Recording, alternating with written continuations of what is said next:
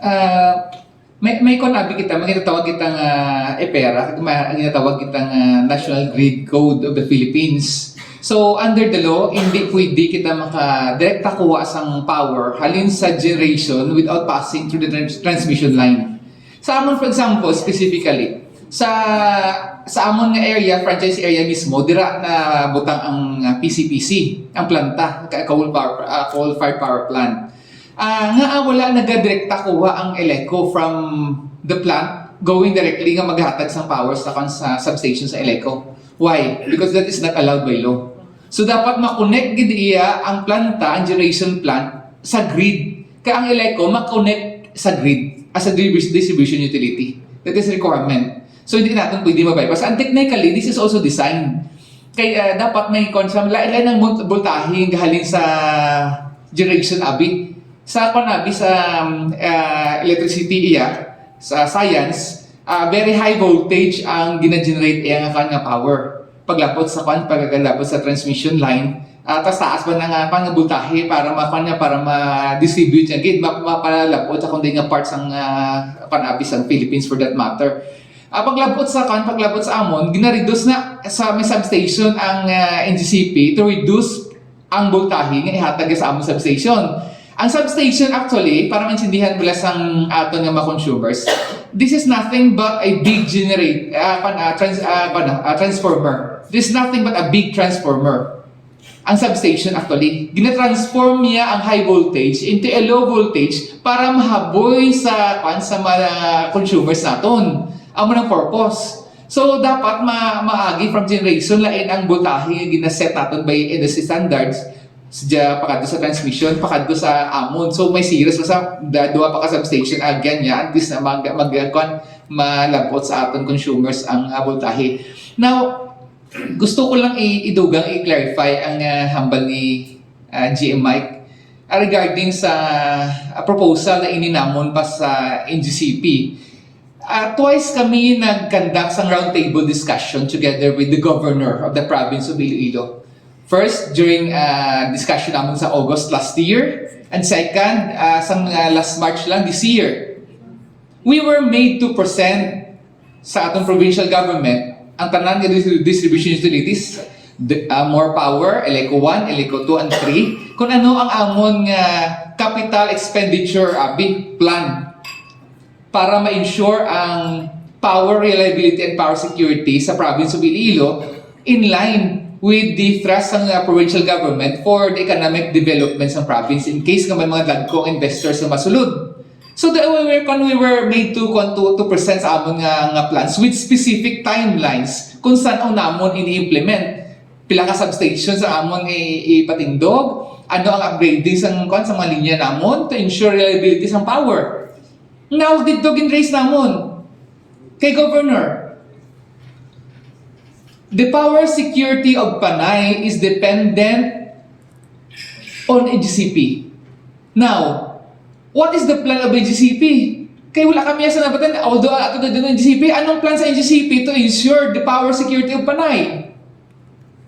Wala. We have not heard, with all due respect, ato ditong representative nila, recorded, may video, may minutes. We raise this matter. Ano ang plans iya sa NGCP? We are particularly interested because ang amon nga plano will be useless kung wala man lang plans ng NGCP to secure the power of Panay Island. Kaya nabalaan naton ang Panay Island is connected sa Negros, isa lang kalinya. So we proposed Eleco 1, Eleco 2, and 3. Ginambal namon sa ila. Why don't we have an alternate nga connection? We should have a looping, for example, connecting Panay Island to the main grid via another transmission line. Another submarine cable. Maybe connecting Aklan, Panay Island via Aklan to the main grid, to Mindoro, to Luzon grid, to the national grid for that matter. But ang nabatian lang natin dito sa ila, ang maka-decide ang ilang national gapon nga office, wala sila sang clear nga plano kung ano. And we pointed at point blank that once there is a disturbance, a frequency disturbance for that matter, involving the Panay Negros submarine cable, it would lead to the shutdown of power in the entire Panay Island. Santo pa. Now, amo ini nga tabo liwat, ang sala lang kami. We were concerned sa power security sa Panay. But ako mamangkot, is NGCP concerned with the power security of Panay? Dito ka, hindi lang ni subong na ng tabo ang issue. Way before, ginraise ni namon sa ila, what are your plans? We were made here to present and lay down our plans sa amon nga franchise area. How about NGCP? We raised that matter point blank sa ila. And now, amo nang ang gusto nato tanim mabalaan. Kahit ang Panay Island is the tail end sang Visayas grid. Isa lang ato nga connection is sa grid. Ang submarine cable naton sa Negros. Wala sa alternate kita connection. That's why we propose sa among distribution system, may looping kami ginatawag. In kaso magka-problema ang amon isa ka feeder, sa amon nga isa ka substation, makakuha kami sang power sa another feeder namon sa another substation. May looping. May looping na tawag. Kaya na-propose namon that this should be the concept sang grid naton sa Panay. Nga dapat may looping man kita, alternate kita nga connection sa national grid. But that's why ginako natin sa AGCP. What are your plans to ensure the power security of Panay? Ako wala gid ako ga-blame sa AGCP. I fully understand sa predicament nila sa matawon nila on the ground. But without proper planning,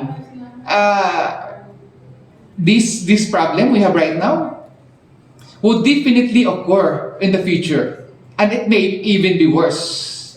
Mabagita, history repeats itself, and even worse. Subong duha na kadlaw ang power interruption, the longest nga power interruption. Do you think kung hindi natin matagan sang effective nga solution, hindi masulit? Masulbar ni after pila ka months, pila ka years kag naman nato hindi ni masulit.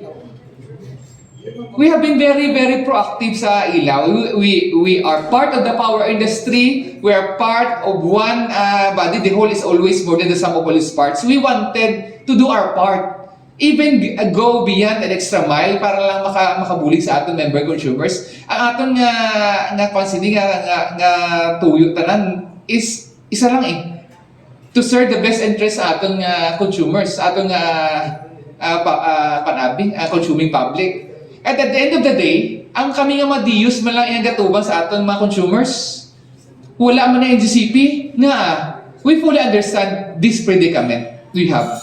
Kaya siyempre, ang ating mga member consumers may contact sa aton.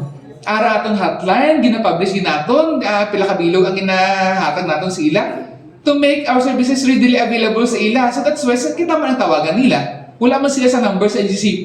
Bida kasi may okay na, ibatuno na mo ng sumpa nga sitwasyon sa mga diyos. But ang amo na tani, we should always do our part, man. Hindi lang pwede nga magtiner kita sa amo nga sitwasyon nga wala lang sang piho, kung may plano ang diyos, ang grid, ano gid bala? Is there a possibility nga ma-connect ang Panay Island via alternate road, Abi? Makaka-create kita sang loop? Is there a possibility or not? Until now, wala kami sang sabat sini sa NGCP. And hopefully, by this, kabay pa nga masabat nila.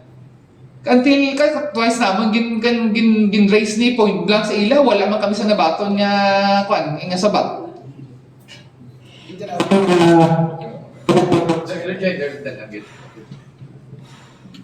Namiglit itong pamangkotin mo, sir. Ano ganit pangalan mo?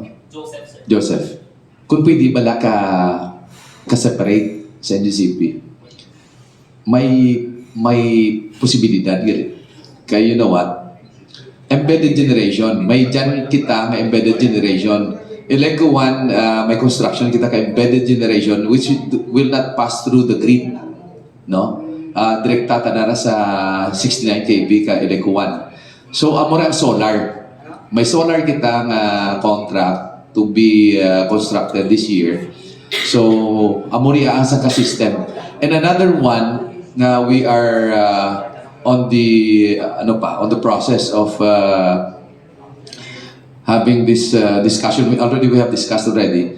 ang ginatawag na ng BESS, battery energy solution storage system. So ang BESS is one also of the probable nga system na pwede natin magamit para hindi kita makakonect sa grid.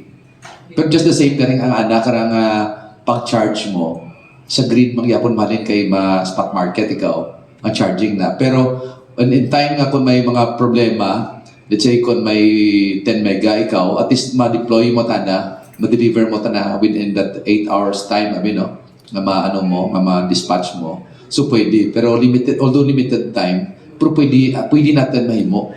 So embedded generation actually gina-encourage man ra ni NEA sa mga DU. Pero gamay lang galing sa atin ridya, ang rest natin, ang RE natin nga renewable nga pwede ma-embedded is only 5 mega. Pero pwede ka 10 kung gusto mo. Unlike sa Luzon, may 10 sana, pwede sana ka another negotiated na 10 pag so 20. So that's what we will work out siguro sa ICAR 6. Now we will have this maximum of 10 like sa Luzon na embedded generation na pwede ma-solar ka na. So at least maka 20 kita nga renewable in kaso. So siguro dapat i-work out natin considering this situation right now hindi kita mag-independent sa NGCP.